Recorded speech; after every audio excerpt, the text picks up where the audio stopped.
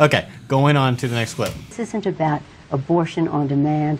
It's about a careful consideration of all factors that a woman has to make with her doctor and her God. And so I don't think anybody can tell you when life begins. Human life begins. Okay. Okay. Can I talk, please? There are so many freaking fallacies in everything that she says. It totally takes away all credibility of anything she's trying to say. Yep. But, okay, first of all, I'm sorry that the last portion of what she said is not reality. Nope. It's not. It's a figment of people's imagination of what they think is happening within an abortion clinic or within a woman. I mean, I wasn't here to talk about Barack Obama and his little thing about, carefully planning out and talking to their pastor and all of that, but that is baloney. I mean, okay. You want to say something, so I'll stop now. Oh my gosh. Okay. Why did you get... Well, first off, I just want to say, because Josh is getting very upset, I just want to point out that Pelosi starts off by saying, well, no one can tell you when... First she says, well, the church really can't tell you when life begins. This is something I've done a lot of study on, so the church can't tell you. Okay, well, if you go to a particular church and your church is saying, look, the church can't tell you scientifically when life begins, okay, that's maybe legitimate. Maybe you can say, theologically, I don't feel like my church can tell you when life begins. That's one thing, number one. But then when you go on to elevate and say, oh, but actually the church can't, but Roe v. Wade can. Apparently, in her view, and I'm sorry if this offends it's worse than that. No one can. Yeah. She says no one can. Well, and that's the funny thing is that she starts off by saying, well, the church can't, and then she says, well, Roe v. Wade talks about very clear definitions. So in other words, she's saying, for all of you Catholics out there,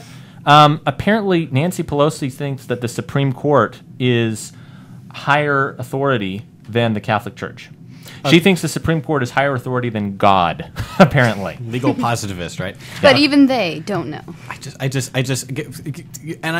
avoid using superlatives anyway. Whenever you say things like, well, no one can say this, or everybody thinks this, or nobody thinks that. I mean, you don't even say that anyway. But there are lots of people that can tell you when life begins. I have done a lot. Hold on.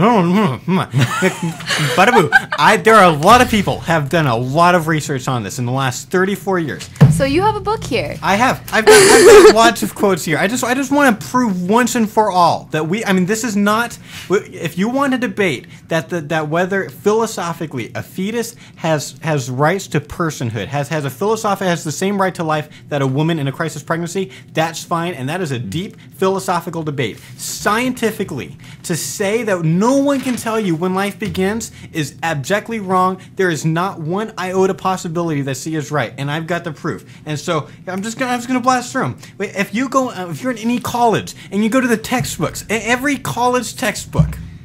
I'm sorry. I just am so frustrated with I don't know if C is the most intellectually dishonest person in the world or if C is just the most ignorant person in the world. And either way, it's bad, okay? It's just really, really bad. Or she's a politician who has to support a viewpoint. It's bad. It's really bad. Every embryology textbook, and I'll put them all on the website, every embryology textbook says the exact same thing. Life begins at fertilization. There's a bunch of stuff that happens in fertilization, and when it's done, life is there. There's no arguments. And Josh, you're going to post a couple of secular links to this, right? No. Yeah, these are all secular embryo. These are not pro-life books, okay? This book here, Alan Guttmacher. Hold it up for the camera. The former president of Planned Parenthood, for every camera, former president of Planned Parenthood in 1933, wrote this book on fetal development. It's an old book. You can tell I got it on Amazon. It's like a rare book.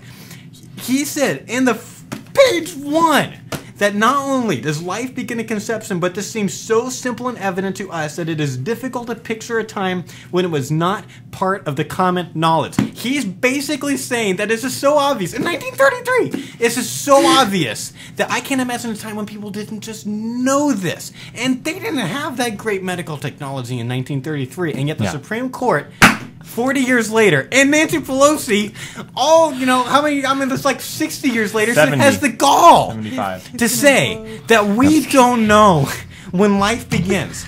Dr. Landrum Settles is the first scientist to achieve conception in a test tube. The guy's would be the expert on the issue of conception. He says fertilization confers and defines life.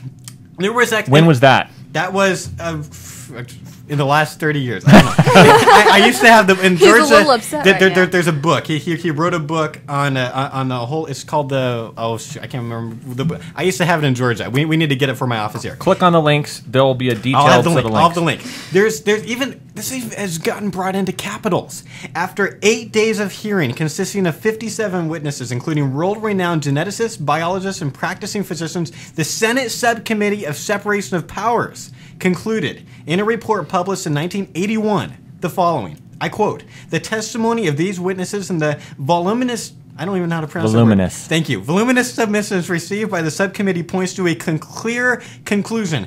The life of a human being begins at conception. That was the U.S. Senate Subcommittee on Separation of Powers report on the Human Life Bill, S-158, December 1981.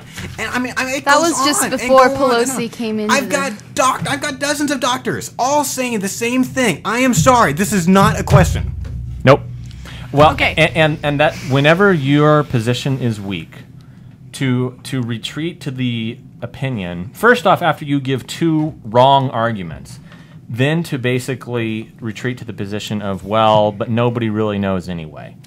It's the worst possible argument you can make. Yeah. To say nobody knows, because it really does, it shuts off debate. Yeah. And you say essentially, well, and I don't know if any of you have ever been in arguments, not just about this issue, but about any issue. If you're arguing something that is hard to find out, and then you say, well, I believe this, well, nobody really knows anyway. It's like, well, then why are we even talking about it? This is stupid. Why did you even get into this debate? But in this case, there's a great quote in this blog post. And again, this relates to the entire thing she said. Whether you're talking about, well, the church doesn't have a specific position. That one says Pelosi has either lied about studying the issue in terms of church history or lied about what she found. But then the very last sentence in this blog post, which is, and Carrie, I'm going to let you talk, I promise. I'll shut up. But the very last thing, after you hear the rest of these, this is what she said. This is what this person said, Ed Morrissey. Pelosi is either a fool or a liar or both. And I don't know which was worse. Isn't there the option of lunatic? Yeah, I guess that would be kind of a fool. So